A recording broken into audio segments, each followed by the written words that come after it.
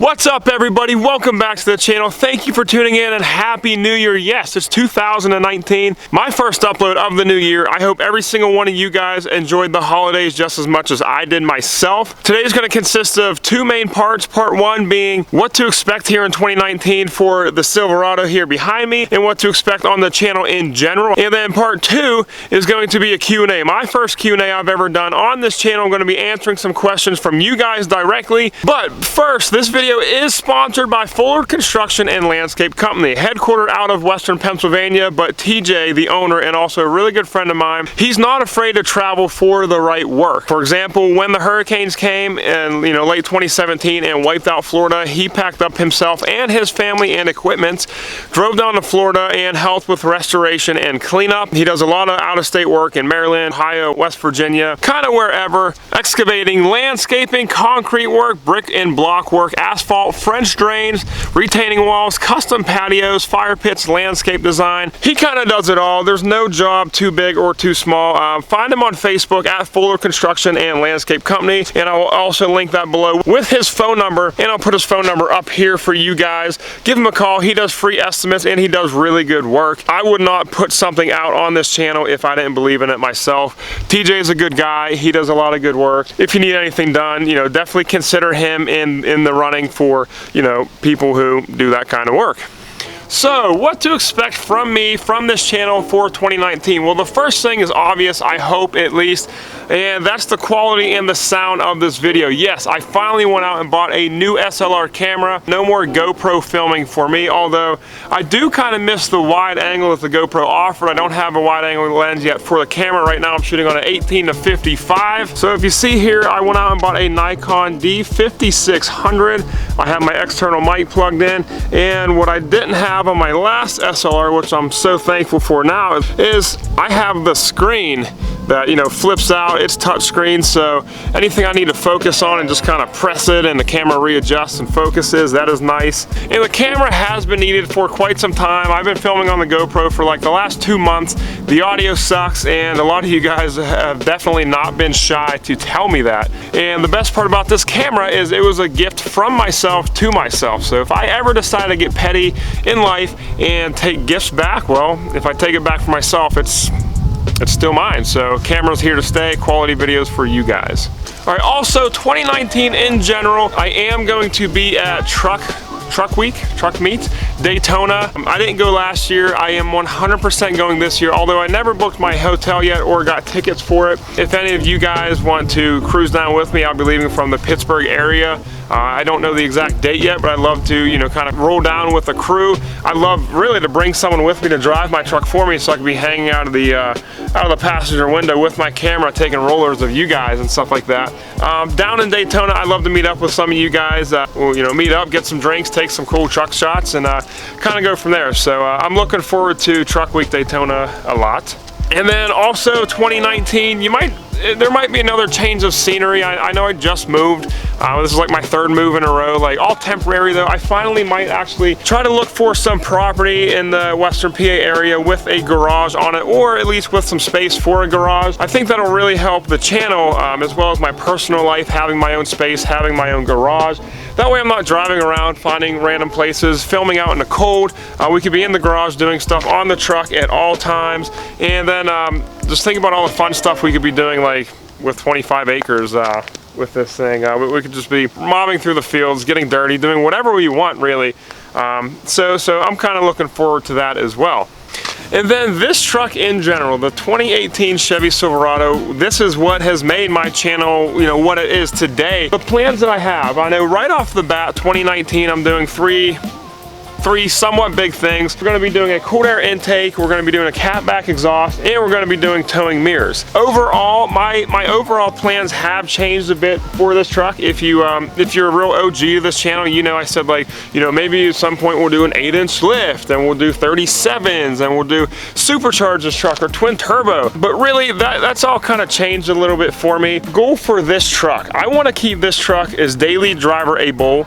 if that's a word, as possible. And I want to make it, you know, something achievable by everybody on a tight budget, you know, with a family that, this isn't going to be a SEMA build by any means. I'm no longer thinking about an 8-inch lift, you know, 37s, any of that stuff. I want this truck to be relatable. I want to remain relatable to you guys, the average Joe, Greg, George, whoever you may be. Everything I've done to this truck so far is achievable by, you know, everybody and affordable, and I want to keep things that way. I want to make everything that I do to this truck specifically installable by everybody with common tools. I still got a lot of plans for this thing, don't worry, but I am going to keep it kind of modest, if you will. I want this thing to, you know, just look like a badass daily driver. With all that being said though, I do want to introduce another vehicle to this channel, which I have a bunch of ideas in my head. I kind of want to bring you guys into the conversation, see what you guys think, and that's one of the big things keeping this daily driverable. I want to bring an additional vehicle to the channel. With that, we could go wild. We could go so wild,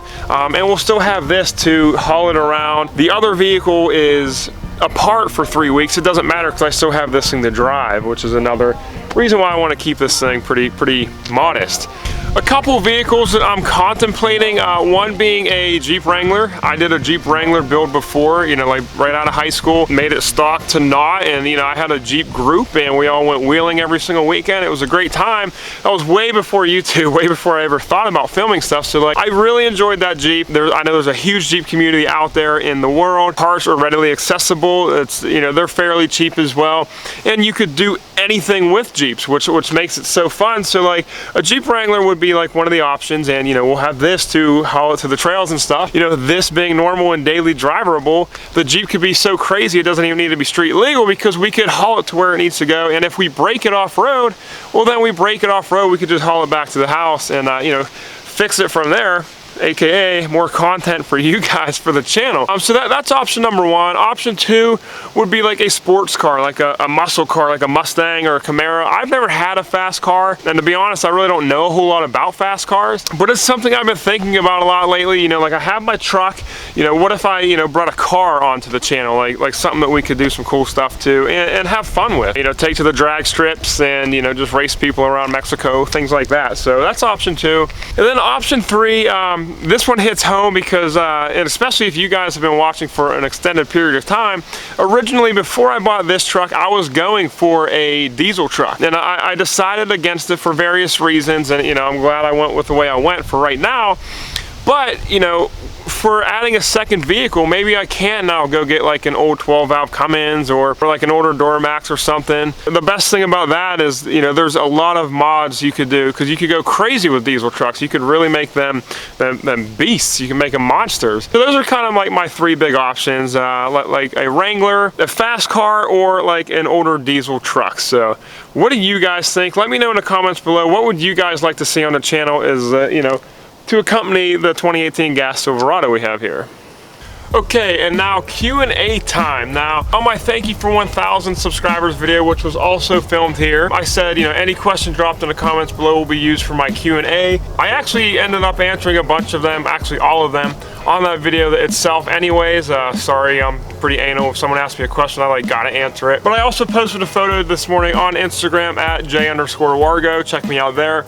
And a lot of you guys asked questions on there too. So I'm just gonna go through a couple of those and answer them for you guys. Marcus Menzola says, pro tip, hold traction control for 10 seconds to disable stability track to do a burnout, to do donuts. Yeah, I definitely know. I hold down traction control button for like 5 seconds. It shuts off both traction control and stability track. And you know, if you watch this channel a lot, you see I try to do burnouts and I fail like constantly. And I just feel like I'm still not beating on this truck as much as I normally would beat on a vehicle, which is odd. I'm not going hard enough, basically. I know. MK, what company did you use for your wheel and tire package? That is Extreme Customs. I went right to their website. Not these wheel and tires, obviously, but I went right to their website, got wheels and tires, lug nuts, TPMS sensors, balanced and mounted. They came to my house within like 5 to 8 business days, something like that, nothing crazy.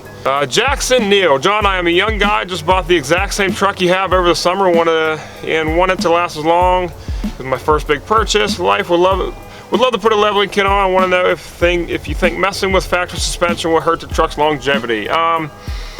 Jackson, yeah, I think it will hurt longevity with doing anything to your vehicle in general. It will, you know.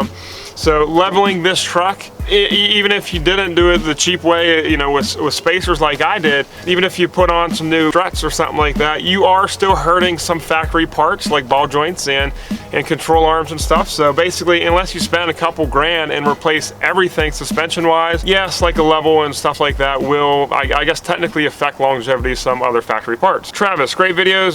Should have went with a 20x12, but decided on 2010 on my Silverado, looking for upcoming videos. Thank you, Travis. Cole Humrichhauser, I hope I said that right.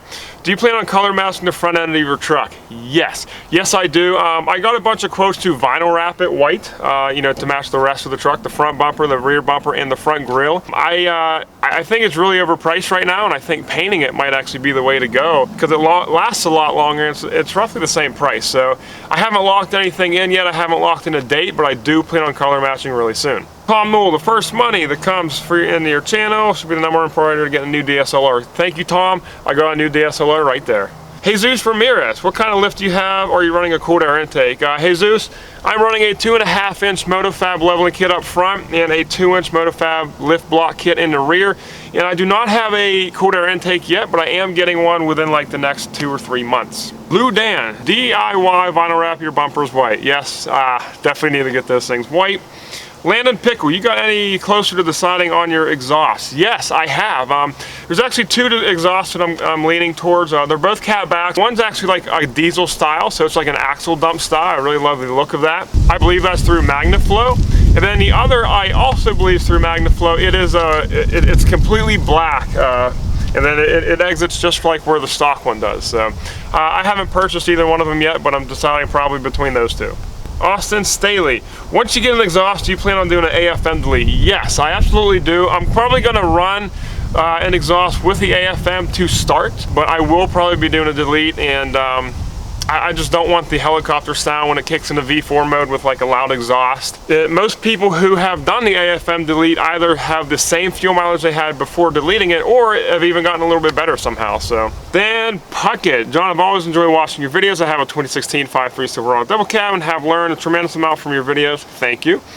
I'm about to install some new side steps, Motofab 3-in-1 leveling kit, tailgate bar on the rear. A couple weeks. Wheels and tires are next for me this summer. Are your thoughts of towing mirrors, turns on the truck? Yes, I'm definitely doing towing mirrors real soon. They're going to be the new style towing mirrors with daytime running lights and turn signals. So thank you for the support, Dan. And then going to Instagram, David22. Did you adjust your headlights after installing your leveling kit? David, I did not.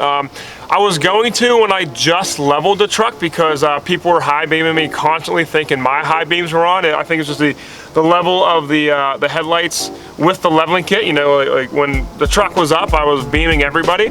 But then after adding the 2-inch block kit in the rear, everything went back to factory rate. I am not adjusting headlights anymore. LMS Crew just did a tutorial on how to adjust the headlights with a level. Check him out on YouTube. He's a really good guy to go for that. J Lewis 50, performance mods, cooled air intake, exhaust, taller gears. JT Lewis, no performance mods yet. I'm getting into that this spring. Definitely a cooled air intake and exhaust. Taller gears, I'm not really leaning for taller gears. I think this thing rides fine even with the 33s and 20s. This truck has 342s and I think it handles the wheels and tires fine. Team Alvarez 05, thoughts on a spindle lift versus the leveling kit you have now?